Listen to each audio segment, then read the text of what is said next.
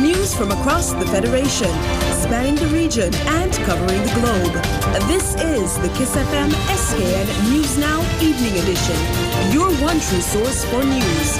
And now your presenter.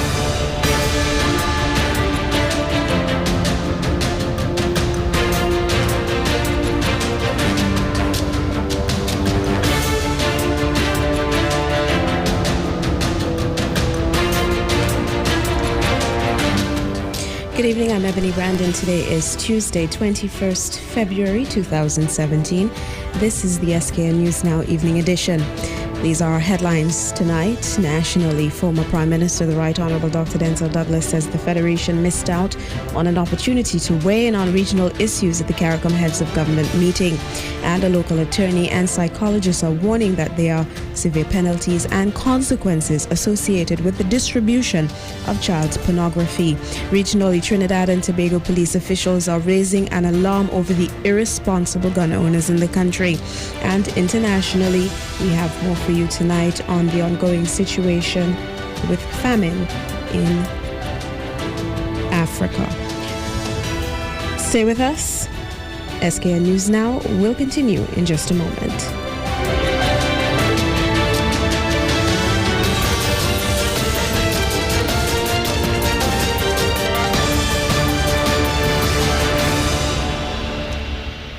Thanks for staying with us. Former Prime Minister of the Federation of St. Kitts and Nevis, the Right Honourable Dr. Denzel Douglas, is very concerned that for the first time in the country's history, the government did not see fit to ensure the Twin Islands state was represented at the 28th Intersessional Heads of Government meeting recently concluded in Guyana.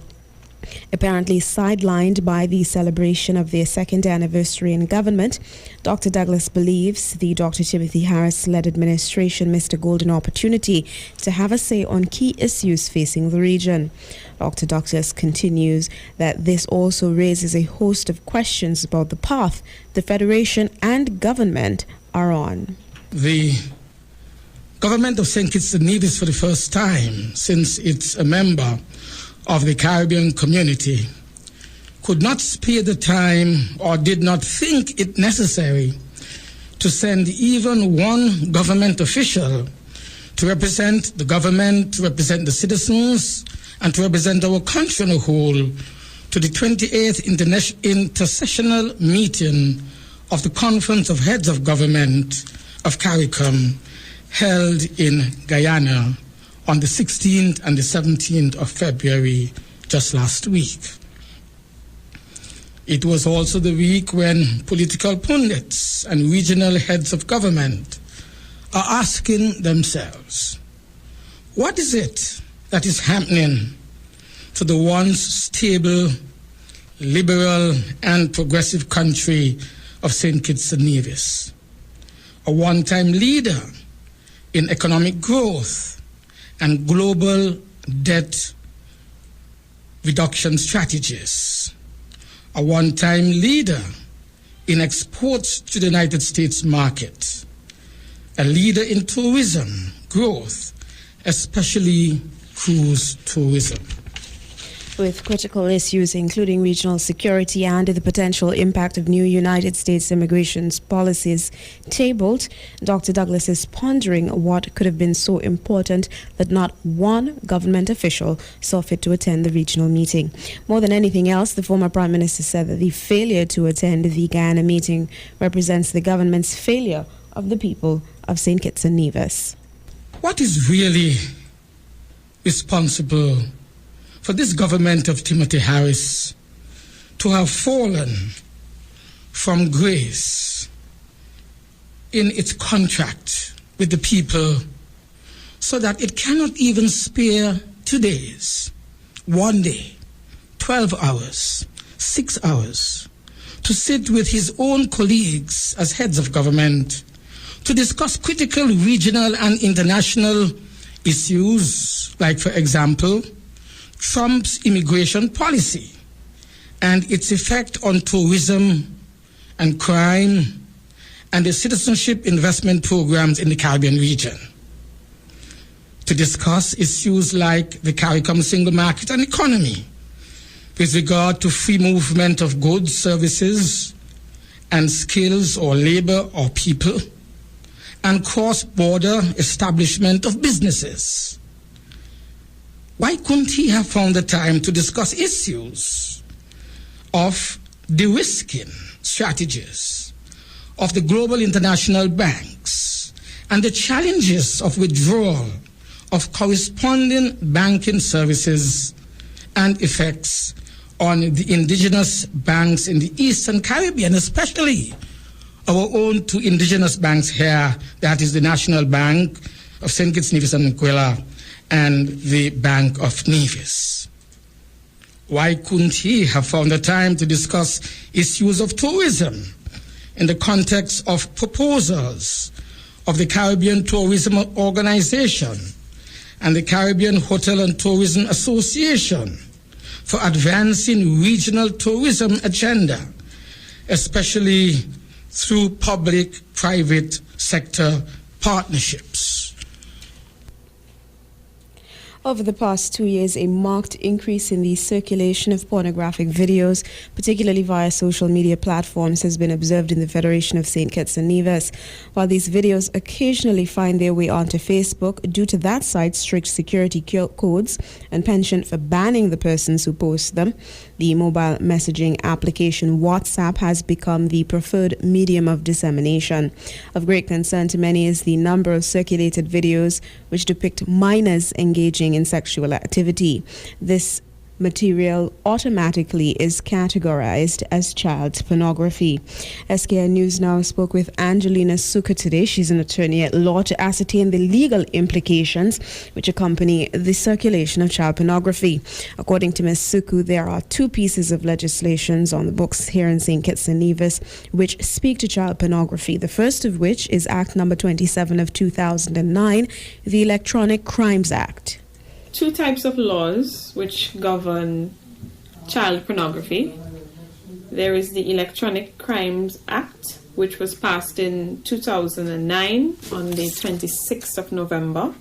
It's known as Act number 27 of 2009, and it seeks to criminalize the possession and distribution, publication, dissemination of child pornography. And in this act, it was considered by the Parliament to be such a serious offence that it is an offence that if you are charged, it is a matter which you're convicted on indictment, which means it goes to the High Court. And if found guilty, an individual can be fined $50,000 or imprisonment for a term of 5 years or both. So it is considered to be relatively serious, considering what people may presume is simply pressing share or forward on any device.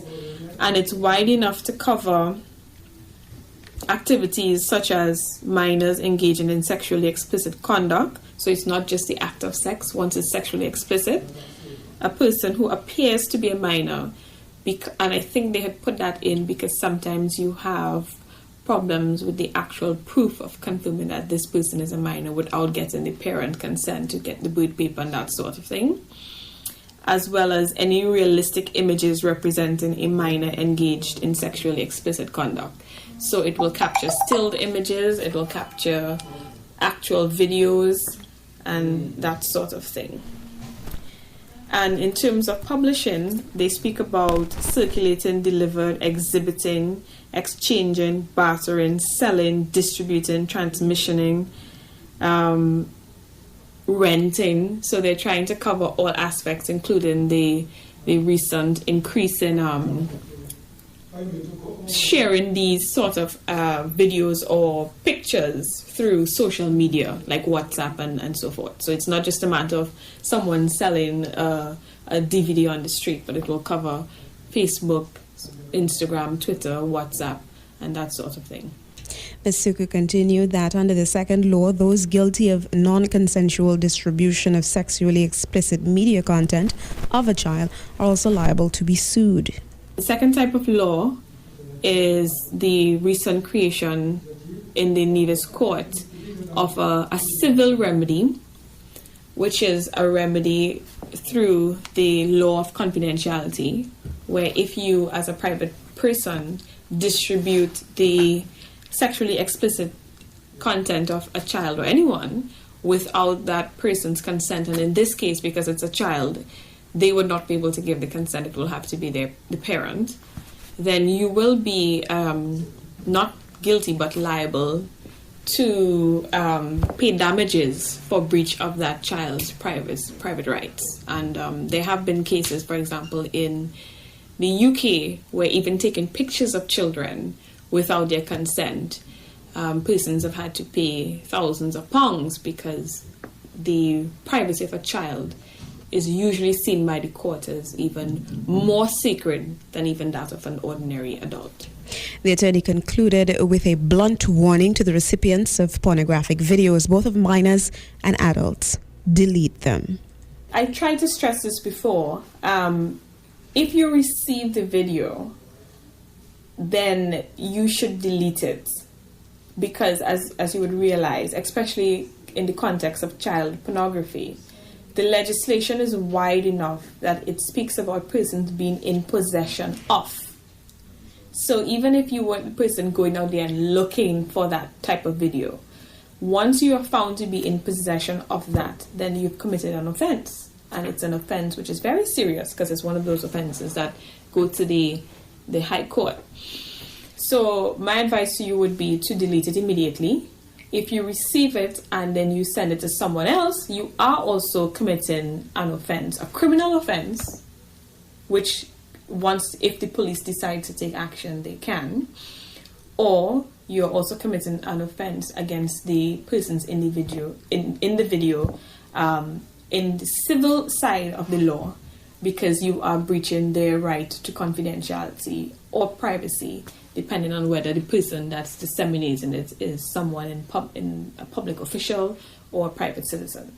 So recipients need to, when they get those things, they need to let it end right there. Do not further the criminal acts against children or persons on a whole. The debate over the distribution of pornographic videos, particularly those involving children, was thrust again to the fore after a video went viral after being circulated last night by a well-known Kittitian social media personality. The video, which had already in smaller circulation been going around before being viral, featured children who appeared to be in their early to mid-teens and engaging in sexual acts. It has sparked off a debate which at times became very tense and overwhelmingly emotional today, as hundreds of people have weighed in on the issue, offering remarks ranging from disgust to anger and even sympathy that over the fact that such a video would have been made and then leaked to the public. There's also been great concern and fear for the children involved as they continue to be exposed and victimized by the people sharing the video. Meanwhile, Deputy Director of the New Horizons Juvenile Detention Facility, Naima Hazel, has also expressed concern over the potential psychological implications of the unlawful circulation of pornographic videos involving children on social media and what it may do to the minors involved. Ms. Hazel expressed her worry to SKN News Now in a conversation this afternoon after two videos went viral depicting 3 minors engaged in sexual acts. She told us that it's necessary to note that apart from lacking the necessary negotiation skills to elude such situations, most children are incapable of foreseeing the long-term and lasting negative consequences of their actions. You have to remember that they're young people and they don't actually believe that there are immediate consequences for their actions. So, when you're a young person and you're in the middle of engaging in sex and then your boyfriend turns on the camera, they don't really have the negotiation skills to tell their boyfriend to turn off the camera, one, or a real understanding of where that can go. If their boyfriend tells them that, it's just for him, then they really actually believe that it's just for him, as if that's possible. Of course, it can never be possible that it's just for him because he's there. So he doesn't actually really need to film because he's there. So clearly, if he's filming, the temptation for him to share with his friends, which is like him. So anytime that a young lady, or even a young man, because we've seen those videos as well, So anytime a young lady or even a young man are in a position where they see a camera, they should know that the likelihood is that they're going to be exposed. And I think as a society, we need to understand that because often we victimize really the young lady. So any young person it could happen to. And we've seen it. It's not about children who are from any particular social background, because we've seen it with children who are A1 children all the way straight down to A7 children. It's not, well, maybe more females than males just because they're exposed in a different way. And sometimes it wouldn't be males because, of course, that would be male on male, not females taping males. And so we don't really expose because then also exposes those young men for actually being homosexual. So they don't get too much of that. So mostly it's the young ladies that are at risk. And it really could be any young lady. It's not specific. It could be anybody's daughter, anybody's sister, anybody's son. Hazel, a psychologist, also explained that it's extremely psychologically damaging to a child to be exposed to the world while engaging in a sexual act, especially given the rigid cultural norms of St. Kitts and Nevis. It's St. Kitts. And I know, Lexi, that you've seen when these videos are passed around, even when adults are involved in these videos, and how embarrassing and humiliating it is. We don't really have what we like to call a filter. And because people are not always able to separate sense from nonsense, to be able to say that that's actually not something they should spread around. So, sometimes there's videos of children, and grown men are spreading the videos around. Men from all levels of society, women from all levels of society. It's embarrassing, it's humiliating. Those children have to go to school. Everybody's seen them. They've been exposed. And not to mention that it's illegal. And I think that people forget that it's actually against the law to forward a video of a child who is under the age of 16. That's illegal. That's sharing child pornography. It's illegal. So the psychological implications is very damaging. I can speak of a young lady that I remember I had in high school where a video was put up of her. It was very traumatic for her. Signs were put all over town. It was embarrassing for her. It was embarrassing for her family. It really was disruptive to her relationship with her siblings. It was disruptive for her at school. She had to stay out of school. So if you could imagine what that would be like for any individual, not just for young people, then you could imagine what the psychological impact of that would be, how harmful that would be, not just in the short term, because in St. Kitts, gossip is like in cycles, but also in the long term, because nobody's forgiven for anything in St. Kitts. So she'll always be that girl that was on that video. You remember her? She's the girl that was on the video. That becomes something that then defines her and who she is and her identity by this one choice that she made, which she thought was private, but then becomes something public. And people also make judgments, Oh, she looked into the camera. Oh, look, she knew all along. She was looking into the camera. We can never sort of look at a video and see it for what it is. This is the exploitation of somebody. We always have to impose a judgment on the victim, because it's a victim. So we always impose a judgment on the victim, and that becomes something that the victim can internalize, that they see themselves that way, that they've done something wrong, and that they're a bad person or a dirty person or a nasty person or a whore or any other kinds of names that we like to call young women engaging in sexual acts. The recent removal of a number of vendors from the streets of Bastia by authorities is continuing to create a stir. A number of vendors have been crying out that in some cases their sole means of earning a living has been taken from them. While many vendors do acknowledge that they operate along the city sidewalks and roadsides without the necessary licenses or permits and do inhibit foot and vehicular traffic, they are claiming that there has been obvious bias at work regarding who has been removed from the street so far. One vendor, in a message to her customers, which was circulated on social media, said while she had been shut down, other vendors in the same situation had been left alone by authorities to continue plying their trade. I could not sell today because Officer Donnelly took up my tables and my tent from off the Bayside Road, saying that I didn't have any permission to sell there, and I had to get a letter on Friday. But everybody else who got letter on Friday, the grills and the stuff are still there, but my tent and my table is gone. But to God be the glory, great things he has done. Yet another person who is clearly upset said the unfair treatment which had cost her vital business is not what she voted for. Mr. Kanda, right now I am hurting, I am hurting, I can't believe I worked so hard for you, right? To get unity in here, and this is the kind of knockout I gain, All on platform I went with her, and this is the kind of knockout I gain people, You understand? You need to try and help do something about this, because this is real ridiculous. Right now I'm mad, Yeah? Because I had sleepless night. I lose my work over my because what I was doing to help get unity winning, and now unity in this is the kind of treatment again.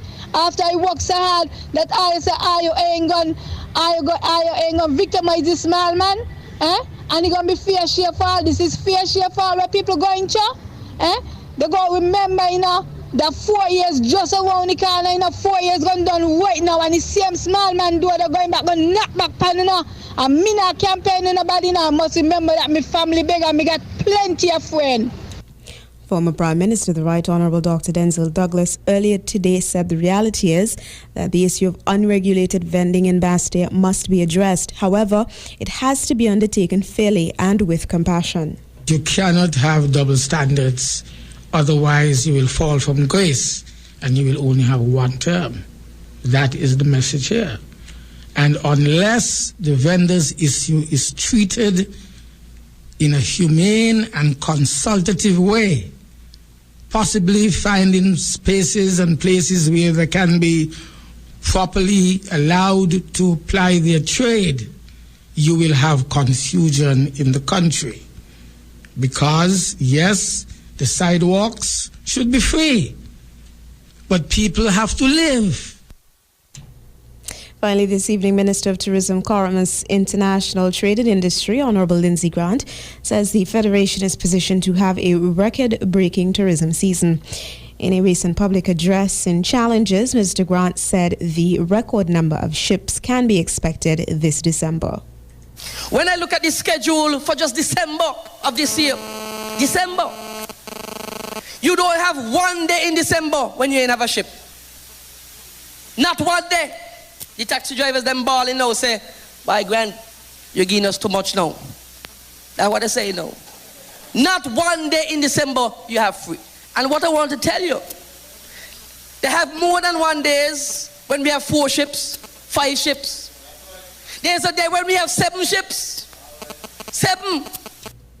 Additionally, the tourism minister said while December is expected to be particularly outstanding, 2017 on the whole will be a record-breaking year. He boasted that the number of cruise vessels and passengers expected for 2017 will reset all previous records.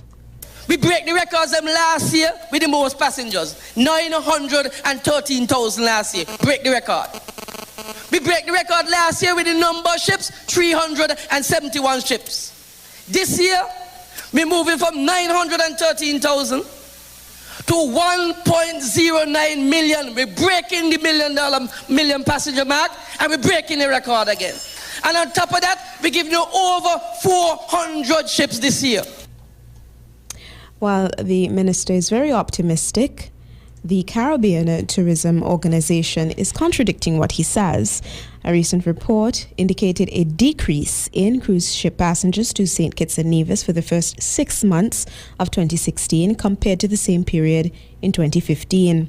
524,546 cruise passengers were reported as arriving in St. Kitts and Nevis between January and June, which is a drop-off of 7.1% when compared to the same period in 2015.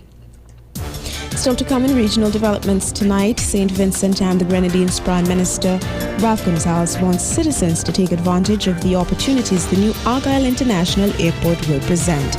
SK News Now continues in a moment.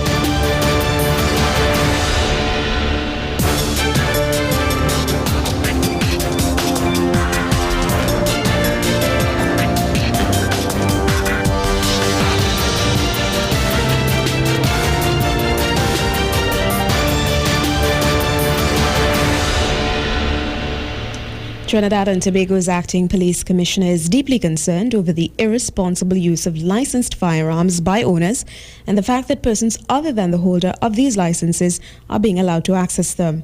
He made his position known during a recent Joint Select Committee meeting. The Acting Commissioner of Police, Stephen Williams, is concerned about the irresponsible use of licensed firearms, or rather, the use of licensed firearms by those who aren't supposed to be in possession of the weapon. He says the majority of cases of a licensed firearm being used for criminal activity have involved privately owned guns. We have had some detection, but we have not have it as a substantive major problem, but we have had some detection which actually adds to the concern. Would those be state-issued firearms or privately licensed firearms? Privately licensed firearms. The Commissioner made this plea during a National Joint Select Committee on the procurement, registration, retrieval and storage of firearms, as well as forensic ballistic practices in Trinidad and Tobago. Firearms in Trinidad and Tobago. Firearms should not be handed out in an irresponsible manner across Trinidad and Tobago. It should be a responsible thing to do. And that's why you have to take stringent measures in pursuing the issuing of firearm users license. And critical to that, responsible people who are out there as firearm holders must hold dear to their obligation of reporting the loss of firearms in accordance with the law. The top cop and the committee were also questioned about the procedures in place to ensure that service weapons don't wind up in the wrong hands. The Commissioner admits that there have been breaches by some officers. Police service is still challenged with the quality of officers in the organization. We are working hard at cleansing the organization, seeking to ensure that we get the right people in, and we continue to effectively communicate with the officers on an ongoing basis. St. Vincent and the Grenadines Prime Minister Dr. Ralph Gonsalves is urging citizens to take ownership of the new Argyle International Airport and avail themselves of the opportunities the new facility will open up for the country, particularly in tourism. Expressing regret that the local private sector has not invested more into the actual construction of the Argyle International Airport, Prime Minister Dr. Ralph Gonsalves made a plea for them to be more proactive now that the air facility is here. Dr. Gonsalves, who was addressing the media at a briefing today, said he had urged the private sector to be part of building the airport, which includes facilities such as ground handling, cold storage and hangars. He noted that he was discouraged when the private sector became lethargic in their response to his investment requests. Private sector entities in the region, and also one which operates at a regional airport which is an international entity. Are you interested? And everybody is interested. But again, foot dragging. And I had to say, well, look, we can't open an airport without we have ground handling equipment. And we bought top of the line ground handling equipment. All of that could have been done by the private sector. And there are persons who, private sector entities, no doubt are interested. But you can't just now be interested because we have invested millions in equipment. Therefore, those millions have to be repaid. So I just want to give an insight as to how we had come to where we are. University of the West Indies Vice-Chancellor Sir Hilary Beckles says civil society has an important role to play in the fight for Caribbean reparations. It would be a profound mistake for civil society organizations to take a backseat in the fight for reparations, says Sir Hilary Beckles, Vice-Chancellor of the University of the West Indies and Chairman of the Caribbean Reparations Commission. Sir Hilary Beckles, who was in Ghana for the just concluded 28th intersessional meeting of CARICOM heads of government, explained that the establishing of the CARICOM Reparations Commission by regional leaders was meant to be a partnership between the states and civil society organizations. The civil society groups, they must continue to promote in their jurisdictions the importance of reparations. The CARICOM Reparations Commission will provide leadership in certain areas, such as the intergovernmental dialogue and the international dialogue. Now, my fear had always been that the groups that have brought this movement from the depth and to assume that we have done our work and now over to the government, that would be a fundamental error. Professor Beckles said it has always been understood that reparation justice movement is primarily civil society driven. The Caribbean Reparations Commission was established in 2013 to make claims for reparations from the government of Great Britain and several European countries that benefited from the slave trade.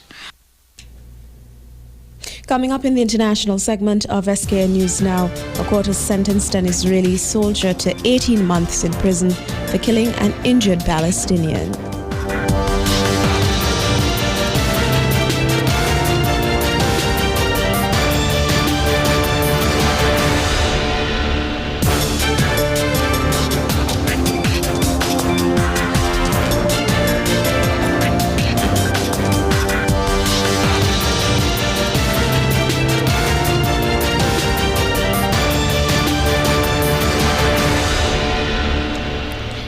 In central Nigeria, sectarian violence is once again flaring up in Kaduna State.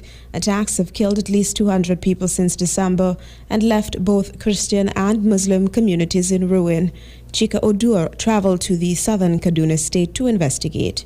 Gideon Morik says a prayer for his daughter Anna. May your sweet soul rest in perfect peace. She was 14 years old when she was gunned down during an attack on their community on Christmas Eve. Morik sits in his daughter's bedroom. She was here when she heard gunshots. She fled out the back door, but it was already too late. Witnesses say there were about 200 attackers, some carrying AK-47s. After a while, the police came and repelled the assailants. The attackers are still outside the village. Any attempt by anybody to go 1 kilometer outside this village, he will be killed. The community of Goska is remote. In these hills, mostly Christian farmers live alongside nomadic cattle herders who belong to the predominantly Muslim ethnic group called Fulani. Kaduna State is no stranger to sectarian strife. Residents say it started back in the 1980s. Disputes over politics and land rights can set it off. Local activists worry the nation has grown numb. I know people don't want to see certain images, but I put that upon myself to put certain things out because it is those images that will bring out the reaction, that will make people pay attention. And then most importantly for us is to try to make people see beyond the figures. The past year has seen conflict rise to unprecedented levels throughout central Nigeria. Some attribute it to more herders coming south looking for grazing land. Hundreds of residents have fled the violence. The state government emergency management agency says 204 people have been killed since December, but numbers are still being compiled. The Catholic Church has been collecting names and photos of the dead.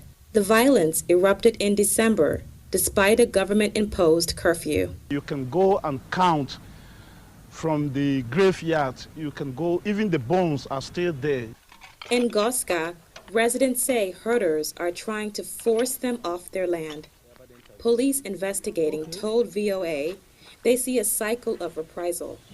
Just a few kilometers away in the neighboring village of Dangoma, homes owned by Muslim families are in ruins.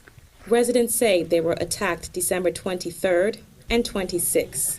That's the day before and 2 days after the attack on Goska. Muslim community leaders say Christian villagers are staking claims to land they don't own and driving herders away. One village leader gave VOA photos of the dead. They will go to the media and say that Fulani are killing them. That is, they are the people causing all this problem. Blocking road, when they meet somebody is grazing his cows in the bush, they will just kill him, kill his cows. We lost almost more than 6,000 cows. Together, they pray for souls of the dead. Abdullahi Jibril talks to a Fulani leader about his 3 sons. They were last seen grazing their cows in a predominantly Christian neighborhood in early January. What hurts me most is that I can't find the corpses. I'm calling on the government to take charge and wipe my tears. As state police investigate, communities are left to mourn and pray for peace. United States President Donald Trump has selected a military officer to be his new national security advisor. Lieutenant General Herbert Raymond McMaster takes the job a week after Trump sacked his first appointment, Mike Flynn. James Bays reports from Washington. What a privilege it is to be able to continue serving our nation. Lieutenant General H.R. McMaster, Donald Trump's new national security advisor. In fact, the third person the president has chosen for the job. The first was fired, the second turned down the post. Another candidate who didn't get the job was Lieutenant General Keith Kellogg on the right. He rather awkwardly attended the announcement, as he'll now stay on as Chief of Staff in the National Security Council. President Trump said General McMaster was a tremendous talent. He is highly respected by everybody in the military, and we're very honored to have him. We have to adapt to enemies inside of a war or a conflict. Lieutenant General McMaster is perhaps a surprising choice. A combat veteran who fought in Iraq a decade ago in an area now under the control of ISIL, but also an academic known for challenging conventional thinking on strategic matters. He's a true scholar soldier. He's done well in both of those fields. I've seen him in the scholarly field. I know what he's done on the field of battle. I've seen his successes. I've seen him struggle with the issues and try to apply a scholarly pursuit to the difficulties that he's faced and come up with some ways of looking forward. I think he's a thoughtful, good leader. A new national security advisor. Do you think it makes the world any safer? I think the world is safer with H.R. McMaster, somebody who's thoughtful, wise, tough, and honorable. General McMaster wrote a book on what went wrong in the Vietnam War called Dereliction of Duty. Thank you all very much. I'll see you The president, who in recent weeks has attacked both protesters and the media, is not known to read books, but perhaps he should make an exception for this one. In the book, General McMaster concludes, and I quote, "The war in Vietnam was not lost in the field, nor was it lost on the front pages of the New York Times or the college campuses. It was lost in Washington, D.C. A lesson from the past, perhaps, for President Trump." An Israeli sergeant has been sentenced to 18 months in prison for shooting dead a Palestinian as he lay wounded and unarmed on the ground. The court says Elor Azaria acted as both judge and executioner and did not express regret for the killing of Abdel Fattah al-Sharif last March. The Palestinian government has reacted angrily, calling the sentence a joke. Bernard Smith reports from Tel Aviv. Throughout his trial and sentencing, the judges pointed out that Elior Azaria had not shown any remorse for the killing of Abd Fattah al-Sharif. The 21-year-old Palestinian was lying wounded in a street in Hebron last year after he tried to stab an Israeli soldier. The knife he was carrying is out of reach. Up to 10 minutes passed like this, then Azaria, without explanation, walked over to Sharif and shot him in the head. The terrorist was alive and he needs to die, 19-year-old Azaria later told his company commander. The military high command charged Azaria with murder and then reduced that to manslaughter. Handing down sentence today, Judge Maria Heller said that mitigating factors in the case were that the killing took place in hostile territory, and the judge said she took note of the suffering of Azaria's family. 18 months in jail is half the minimum 3-year sentence that the prosecution had asked for. Even this seemingly light jail sentence is too much for those on the right of Israeli politics who see Azaria as a hero. A few protested outside the military court in Tel Aviv. Prime Minister Benjamin Netanyahu, some members of his cabinet and other politicians have already said the soldier should be pardoned. By my point of view, every terrorist needs to finish every event with a bullet in his head. And when I say a thing like this, how can I not come and support Elor Azaria? I hope that today the court decided that he will go to jail. But I hope us, as politicians, as leaders, will do the right things and we will find a way to set him free. al-Sharif's family says the sentence is not just. It's theatrical, it's unjust, it's a play to shut us up. What's a year and a half? That time almost passed while he was in the military base. In the last 17 years, Israel's military police have opened 262 investigations into incidents where Palestinians have been killed. 17 led to indictment. Elior Azaria is the only one to be convicted. And that wraps things up for us this evening. Sports is still to come. However, we'll take a look first at the headlines this evening. Nationally, former Prime Minister, the Right Honourable Dr. Denzel Douglas, says the Federation missed out on a golden opportunity to weigh in on regional issues at the CARICOM Heads of Government meeting in Guyana. And a local attorney and psychologist have warned that there are severe penalties and consequences associated with the distribution of child pornography. Regionally, Trinidad and Tobago police officials are raising an alarm over irresponsible gun owners. And in international developments this evening, an Israeli soldier has been sentenced to 18 months in prison for killing a Palestinian. Still to come this evening, Sports Zone up next.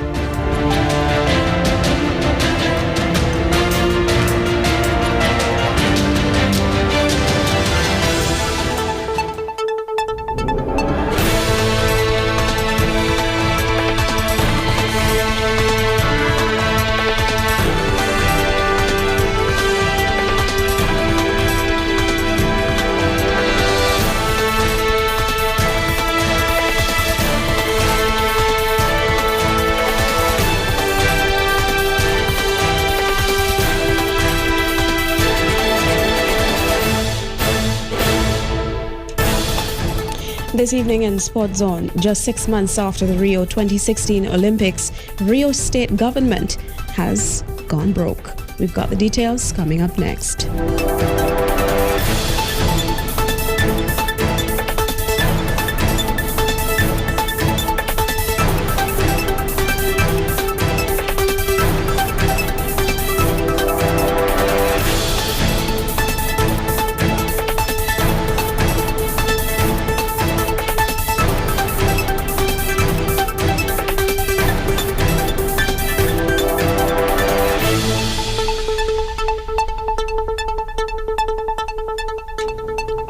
Rio state government is broke just 6 months after the Olympic Games as it struggles to contain one of the worst recessions on record. Civil servants are protesting new austerity measures. Alessandro Rampietti reports from Rio de Janeiro, Brazil. Tourists still pose for pictures in front of it, but behind the closed gates, the iconic Maracanã Stadium in Rio de Janeiro lies abandoned and left to ruin. Just 6 months after the Olympics, its famous pitch is bare, broken seats have been ripped out, as there's no money for maintenance. This is just one example of a state near bankruptcy. And now the budget doesn't have enough money even to pay for basic services like the salaries of the teachers, of police officers. Corruption scandals and an economic recession is affecting the entire country, but things are particularly bad here. Former Governor Sergio Cabral is accused of stealing tens of millions of dollars from public construction programs, among them the renovation of the Maracanã. During the Olympics, the city was really trying hard to keep things together. But the minute the games were over, everything started to fall apart. The public university, usually brimming with students, is empty. With no money to pay professors, classes have not started. It's a very sad situation. We need to graduate and work. Our families can't support us forever. While at this public hospital, patients are sent back for lack of doctors. I feel impotent. I have neurotoxoplasmosis and have been waiting for 7 months to do a head scan. I need to be treated. To respond to the crisis, the state government is considering a series of austerity measures, which would cut pensions, jobs, and privatize publicly owned companies. They've been met with growing protests, some of which have turned violent. Fearing a possible police strike, the federal government sent thousands of soldiers to patrol the streets just days before its famous carnival is set to begin. And we are facing the same kind of difficult situation that many countries in Western Europe suffered in the last years. Countries such as Greece, Spain, and Portugal. But Brazil is much poorer than these nations. We don't have the same social protection network that they have. So we are discussing a situation where people won't have school, public security, where they're going to die at public hospitals. Rio remains the beautiful city that tourists can't help but fall in love with. But for those living here, it seems once again a place where dreams of greatness end in failure. South Africa is hunting for their second victory over New Zealand in their Test cricket series match. Buoyed by their 4-wicket victory in the one-day international opener, the Proteas will be chasing their 13th consecutive victory in Christchurch tomorrow morning. The number one ranked side in world cricket are closing in on their 13th consecutive ODI victory. And with confidence high in the squad after a hard-fought win in the first encounter against the Black Caps of New Zealand and a series whitewash of Sri Lanka, the Proteas are a team that are performing in all departments. We've been playing well. Our top order are scoring runs, and the little secret weapon called Imran Tahir, I think makes all the difference. He's getting wickets in those middle orders, and in the middle order he's number one in the world now. And every time he gets thrown the ball, he gets wickets. Harris maintains that the series against the Kiwis will be tightly contested, but he expects a fired-up Proteas team to prevail in the unpredictable New Zealand conditions, purely because they have a better balance to their side. I think we've got all our bases covered. I think Morris makes a big difference in that all-rounder role, number 7. It gives us balance. And we look at the two sides on paper. If you played 100%, I think South Africa win most of those games.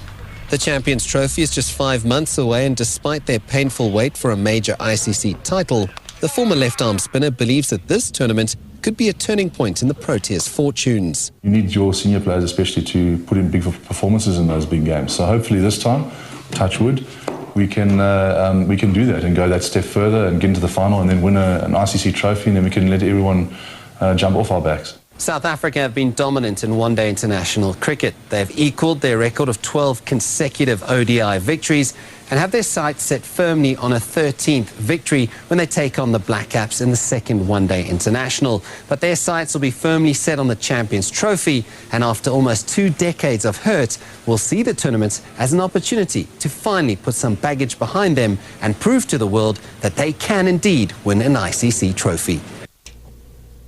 English champion football team Leicester City will play in the knockout stages of the UEFA Champions League for the first time on Wednesday when players visit Spain's Sevilla.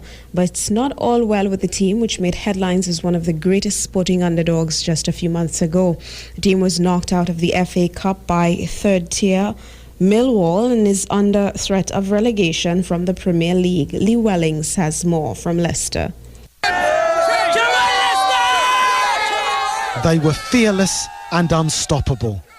Leicester City winning the Premier League last year is one of the most remarkable stories in the history of sport, celebrated across the globe.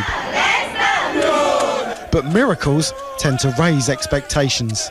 In May last year, the city was full of euphoric, delirious Leicester fans celebrating their extraordinary triumph. But that joy has been replaced by quiet trepidation, the fear of relegation. The club are just one place, 1 point above the dreaded Premier League relegation zone. I returned to the market at the heart of the city to ask what the fans think has gone wrong. Wrong format, messing around with the players, just the same players though as last year. Same players, but playing them in the positions where they're not comfortable. The players' wages changed. Maybe it's gone to their heads. When they got on the roll last year, everything worked. You know, we were saying, you remember Jamie Vardy's goal against Liverpool, it was ridiculous. But it's the sort of thing you can only do when everything's going your way. Vardy went from journeyman striker to England international and hero. His form has gone. Algerian Riyad Mahrez is no longer playing like African Footballer of the Year. These heroes stayed at Leicester, and manager Claudio Ranieri has shown faith in them. But the magic has gone. The bigger, richer clubs worked out how to stop them. On Saturday, they were humiliated in the FA Cup by Millwall, 2 divisions below. But what seems harsh, almost outrageous, is speculation Ranieri will be sacked. Does that sadden you, anger you? Does it show that football is a crazy business? No, it's a football, normal business. Everything is a story. If we go back in 10 years, 20 years old, it's the same. You're going to put this right? I love this job. I love. The club's Thai owners have reassured him his job is safe, for now. But this is Leicester. There's a twist. Winning the league meant Champions League football, and they have succeeded in Europe. They won their group, reached the knockout stage, and faced Sevilla in the first leg in Spain. Do you reckon they might win the Champions League? But what this modest club from the English East Midlands proved last year is that anything is possible. And that wraps up this evening's edition of the SKN News Now presentation. On behalf of the entire team here, Kenny James, Leslie Joseph, I'm Ebony Brandon, wishing you a very pleasant evening. Stay tuned, still to come this evening, a rebroadcast of Ask the Leader.